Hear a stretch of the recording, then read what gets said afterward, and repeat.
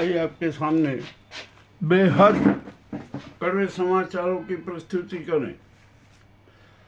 संसद में गतिरोध समाप्त हुआ, बजट पर बहस चालू हुई। किंतु मजेदार बात यह रही कि जो महापक्षपाती अपने आप में अहंकार में डूबे हुए लोकसभा अध्यक्ष ओम बिरला एकदम थक पकाए हुए थे। वे तो इस नाजी सरकार और गुजराती गैंग के चरण पूजक ही हैं, पक्षपाती हैं। अब उनके सारे पाप कुंभ फूट चुके हैं। उन पर एक प्रकरण चलने वाला, अब उनको त्याग पत्र उनसे मांगा जा रहा है। उन्हें हटाने की प्रक्रिया शुरू हो गई है। 118 सांसदों ने हस्ताक्षर करके पत्र प्रेषित कर दिया है। अब टीएमसी के सदस्य भी सारे बगावत पर उतारू हैं। अब तो इनकी एक फजीयती हो गई। और मज़ेदारी की बात यह है कि अब वे अभी लोकसभा से भी आउट हो गए। 2 मार्च तक नहीं आ सकेंगे। 3 मार्च को वे लोकसभा में प्रस्तुत होंगे। देखने क्या होता है, क्या नहीं होता है, क्या प्रकरण चलेगा, कैसे बनेगा, ये भी मामला बड़ा सामने आएगा। एक दूसरा महाधूर्त मक्कार, प्रजातंत्र का हत्यारे, जनमत के हत्यारे, लोक निर्णय के हत्यारे सीईओ ज्ञानेश कुमार पर भी संकट है। उन पर भी महाभियोग चलेगा, किसी भी हालत में चलेगा और वे बच नहीं सकते। अब उनकी तो गिरफ्तारी होगी, वो जेल में ही नजर आएंगे, इसमें भी कोई शंका नहीं है। और इस आदमी को क्या किया जाए, क्या नहीं किया जाए, ये मामला बड़ा विचित्र हो गया। कि हाँ, अब तो जनता कह रही है कि इस ज्ञानेश कुमार को गिरफ्तार करके रिमांड लिया जाए, रिमांड में हेलीकॉप्टर बनाया जाए और सही अपने सारे अपराध कबूल लेगा और उसके बाद में इसको पूरे प्रदेशों में घुमाया जाए और वहाँ पर जनता इनका है ना किस तरीके से स्वागत करेगी, ये भी बड़ा रोचक मामला है। होना चाहिए इसको सजा।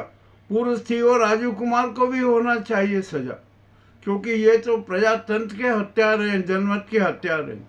आइए अब दूसरी बात करते हैं। हमारी राष्ट्रपति महोदया, वो तो धत्ताज बनी हुई है, सब कुछ जानकर भी अनजान बनी हुई है।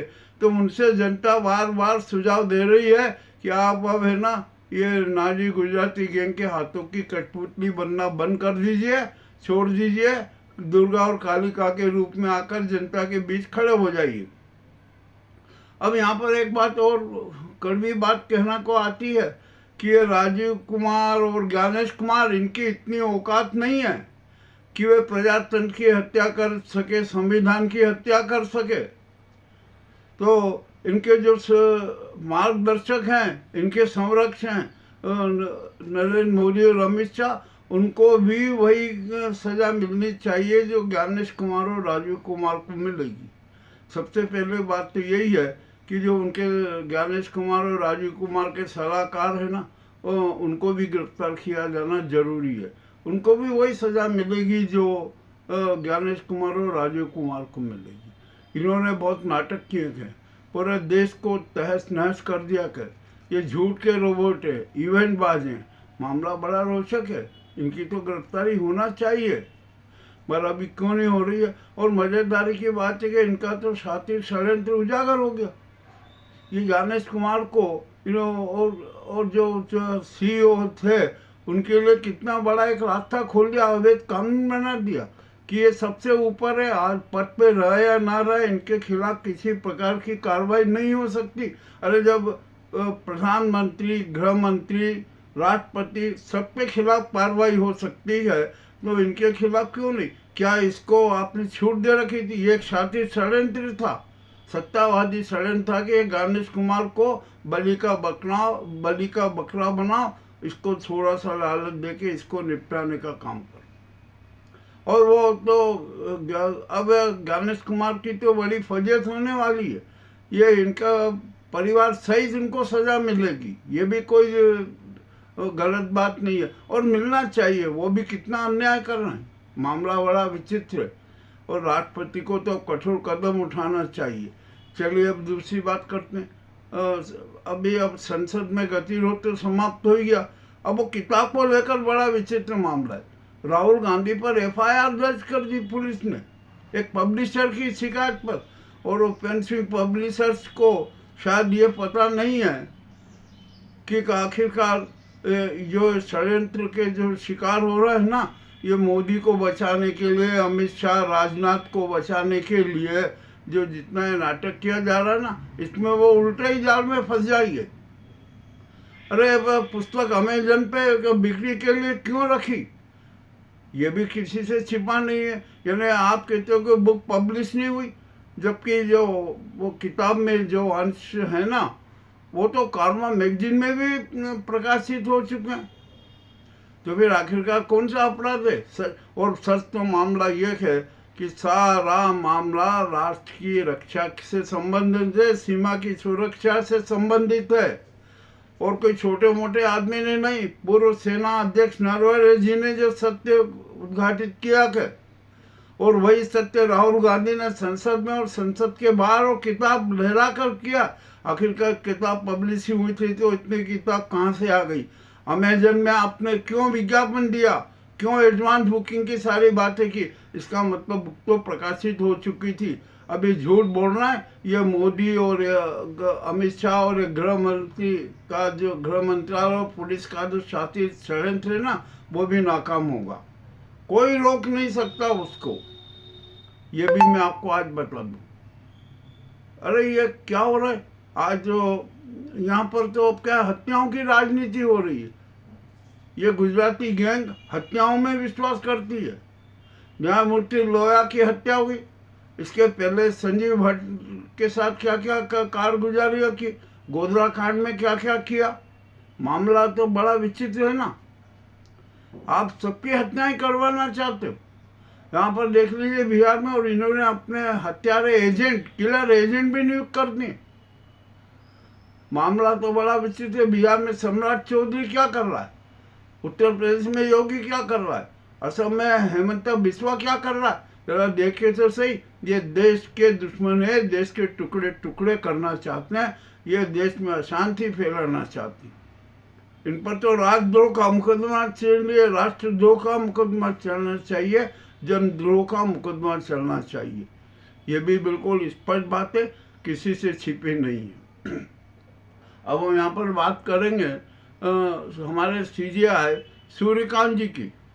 सूर्यकांत जी ने अभी 2 दिन पहले एक बयान दिया कि राष्ट्रीय न्यायिक नीति होना चाहिए। बहुत अच्छी बात है, होना चाहिए राष्ट्रीय न्यायिक नीति। तो आप उसका जरा प्रारूप तो प्रस्तुत कर दीजिए कि किस प्रकार की न्यायिक नीति होना चाहिए। क्या उस न्यायिक नीति से जनता सहमत है, ये भी आप जरा घोषणा कर दीजिए। और जजों की नियुक्ति में किस प्रकार का पक्षपात हो रहा है कि आपने कॉलेजियम सिस्टम तो खत्म कर ही दिया, जो नाजी गैंग और वो सरकार चाहती थी। तो अब यहाँ पर जज नियुक्ति आयोग कब बनेगा, कैसे बनेगा, उसके कितने सदस्य होंगे, और वो क्या आयोग पर नियंत्रण सरकार का रहेगा, ये भी सब मामला स्पष्ट करना है। आप कीजिए ना स्पष्ट, जब सुधारी करना चाहते हैं। और एक बात बता दूं, हम सीजीआई से और जनता यही कह रही है कि आपके सामने जो भी यदि कोई वाद आता है और उसका सत्य आपके सामने आ जाता है, उसका वाद का एक अंश भी सत्य सामने नजर आ जाता है, तो आपको तत्काल निर्णय दे देना चाहिए, शीघ्र न्याय दे देना चाहिए, अच्छा न्याय दे देना चाहिए, जनता के हित में न्याय दे देना चाहिए। परंतु ऐसा हो नहीं रहा। सत्य सामने आने के बाद में नोटिस नोटिस नोटिस, अरे नोटिस नोटिस क्या होता है? आपने तो जब आपके सामने सत्य आ गया, एक सत्य आ गया, 2 सत्य आ गया, तो आपको निर्णय देने में दिक्कत भी क्या है? वो जो सुप्रीम कोर्ट निर्णय देती है, हाई कोर्ट निर्णय देती है, उसका पालन सरकार नहीं करती है, उसकी सजा क्या होगी?